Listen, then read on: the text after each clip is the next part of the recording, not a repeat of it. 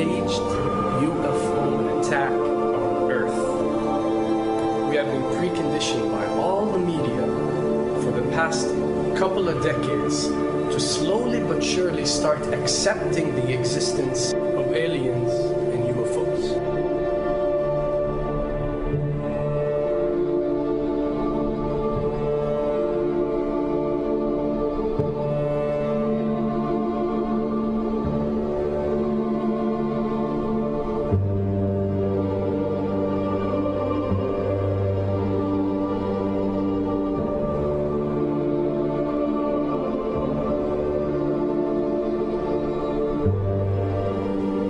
I can tell you right now that 99% of every UFO sighting that has ever taken place has actually not been an unidentified flying object, because this has always been military technologies.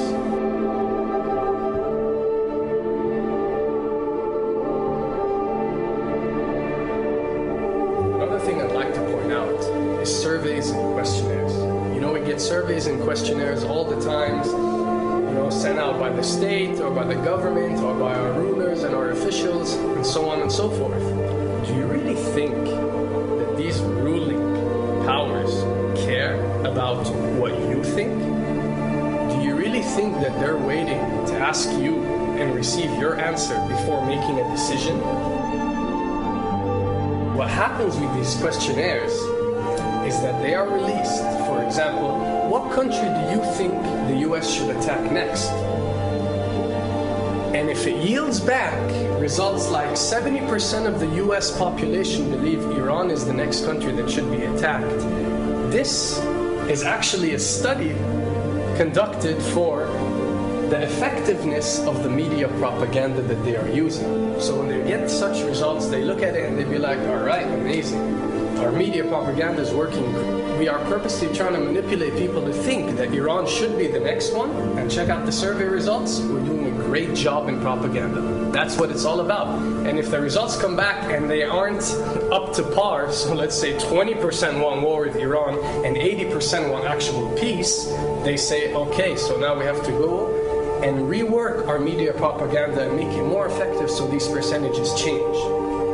Why am I saying this? Because of the UFO phenomenon. Since the 60s, the amount of people who believe in extraterrestrials have skyrocketed, and they're only increasing day by day in our modern world. This only confirms the success and the plans that are taking place to first manipulate you to believe in UFOs, and second, to conduct a UFO attack that is going to force the whole world to unite to fight off this enemy and accept the New World Order.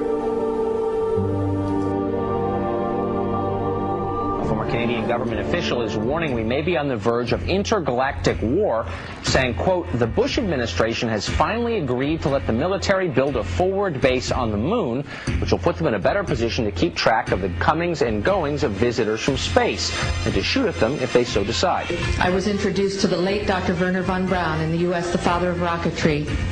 In my first meeting with him, during that first 3.5 hours, he said to me, Carol, you will stop the weaponization of space, because there is a lie being told to everyone that the weaponization of space is now first being based upon the evil empire, the Russians. There are many enemies, he said, against whom we're going to build the space-based weapon systems, the first of whom was the Russians, which was existing at that time. Then there would be terrorists. Then there would be third world countries. Now we call them rogue nations or nations of concern. Then there would be asteroids.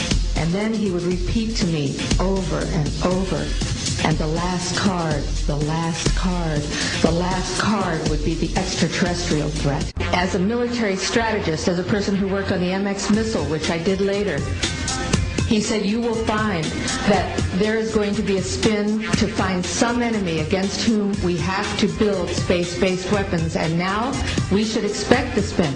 And that's the formula, except that it's all based on a lie. A supersonic saucer.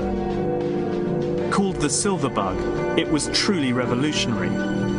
The plans show in detail a multi-jet engine craft that boasted amazing maneuverability and speed. It's an intriguing thought that this concept may tie in with the work of the German scientists who brought saucer technology to the US at the close of the Second World War. What was needed were certain cover stories. What do you do when people are spotting aircraft and then telling reporters that they've seen something very unusual flying out of an airbase in Nevada? And frankly, this was the origin of a lot of the sightings that took place in the mid-50s, 1954, 55, 56, of unidentified flying objects, the UFOs. So the CIA was involved in encouraging people to believe that, yes, they saw UFOs, and the CIA and the military tried to be very helpful to reporters to get these stories out, to divert the attention of the country, and particularly the people in this region, about what they had actually seen.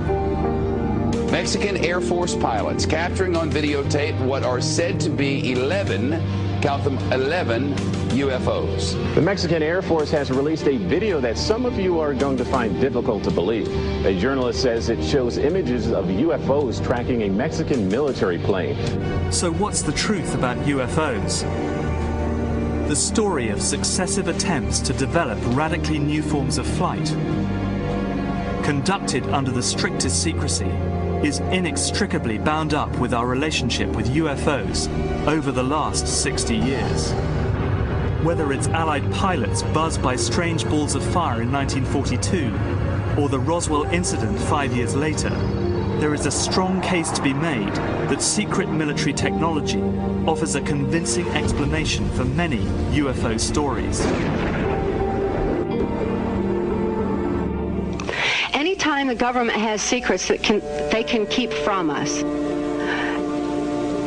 they can manipulate us by those secrets. In essence, they still remain 25 years at least ahead of us in technology, information, and knowledge, and secrets, and they are using them against us. I heard over the years many times over that the plan to usher in the New World Order would be to make all the people in this country and around the world feel totally helpless to prevent the New World Order from occurring, this world dominance plan, by saying that we had been invaded by aliens, so that we would say, oh, please, UN, come in and help us all. So bear in mind that there is a plan, orchestration, to get people to be submissive through a secret technology and information that they're keeping from you under the blanket of a so-called National Security Act.